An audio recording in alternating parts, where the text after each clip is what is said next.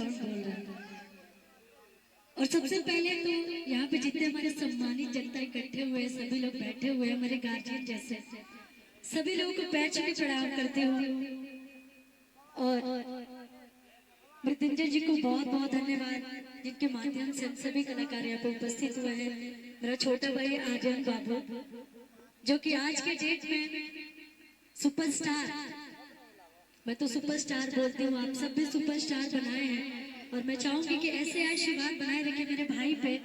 और बहुत सारी मूवीज आप लोग देखे होंगे और बहुत प्यारा गाते हैं। सबसे पहले तो मैं गायकी की फैन हूँ, बहुत ज्यादा, बहुत प्यारा गाते हो बाबू। जब गाते हैं तो मैं बहुत ध्यान से सुनती हूँ। और अपने सौरभ अंकल को बहुत बहुत धन्यवाद, पैर छू के प्रणाम करते हैं। बहुत ही अच्छे म्यूजिक डायरेक्टर टिंकू तूफान सर यहाँ पे उपस्थित है, सर को भी पैर छू के प्रणाम। और हमारे विकास भैया को भी पैर छू के प्रणाम। इतना सम्मान देते हैं हम सभी कलाकारों को, जितने भी लोग भैया से जुड़े हैं, जितने हमारे बड़े से बड़े सुपरस्टार हो या फिर छोटे जैसे भी हो, भैया एक समान प्यार देते हैं। मैं हमेशा ये नोटिस करती हूँ। और हमारे गुड्डू भैया की टीम इतनी प्यारी म्यूजिशियन टीम, और अंकित शुक्ला भैया को भी बहुत बहुत धन्यवाद। और आज हम सभी लोग यहाँ पे उपस्थित हुए हैं तिलक समारोह में। बहुत ही प्यारा माहौल है, बहुत ही प्यारा दिन है आज का दिन। इतनी प्यारी हमारी म्यूजिशियन टीम, हमारे साउंड वाले भैया और हमारे यूट्यूबर भाई लोग भी आज आए हुए हैं, उन लोग को भी बहुत बहुत धन्यवाद। स्वागत है आप सभी लोगों का। और हमारे अरविंद मामा जी, जो कि ऐसा नहीं लगता कि अपने मामा से कम प्यार मिलता है। हम सभी कलाकारों को अपने अरविंद मामा जी की तरफ से जब भी मिलते हैं तो बहुत प्यार सम्मान मिलता है। और मामा तो प्यार देते हैं, मामा तो प्यार के लिए ही आते हैं। लेकिन एक व्यक्ति यहाँ ऐसा है बैठा भैया कि एक कार्य दो पल, साउंड के साथ साथ यूट्यूब पे इतना अच्छा वीडियो इनका व्यूज भागता है। और ये खुद से बोले कि विकास जी कल टोटल कलाकार को मेरी तरफ से पार्टी रहेगा विश्वकर्मा साउंड। बहुत बहुत क्या बात है, जोरदार ताली बजा दीजिए आप सभी लोग। और आज हम सभी लोग उपस्थित हुए हैं तिलक समारोह में। और अविनाश भैया का आज तिलक है, तो एक बार जोरदार ताली बजाएंगे आप सभी लोग अविनाश भैया के लिए। आज अविनाश भैया का तिलक ना होता तो आज हम सब आप रूबरू ना होते। तो सबसे मोस्ट चीज जो है ना, आज मोस्ट पर्सन जो है वो अविनाश भैया ही है। तो भैया के लिए ताली होनी चाहिए, है ना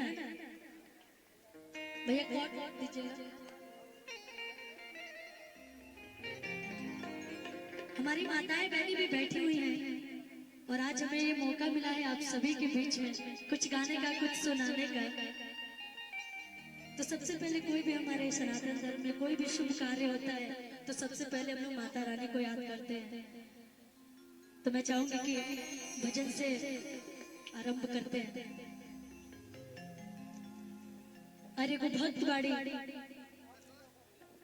माई से कह ताड़ी, कौना भाव में कह ताड़ी, आप सब सुनो क्या?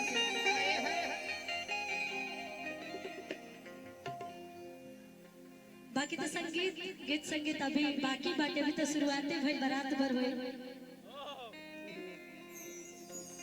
कि घर घर जाके तू भगवान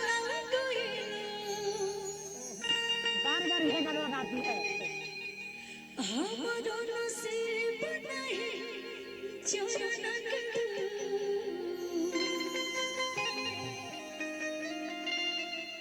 कि घर घर जाके तू भगवान हमारो नसीब नहीं चरण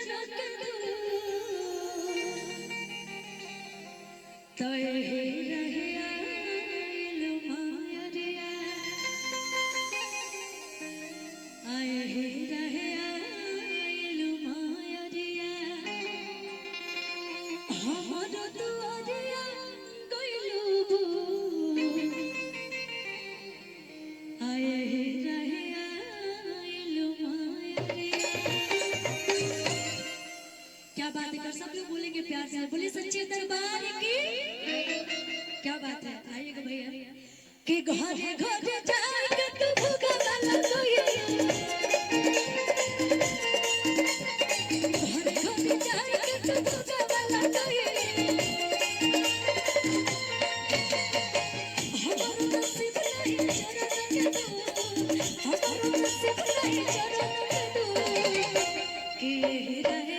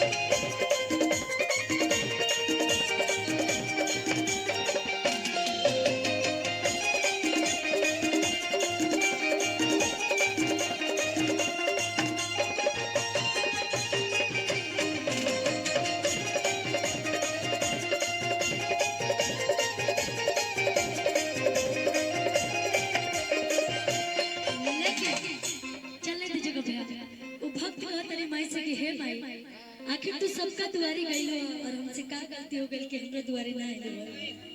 आ कैसे कैसे तारा खातिर हम फूल सामान सब सजा के रखले रहनी। अरे यार नाले पवले हो रही काला साधा वाले हो रही।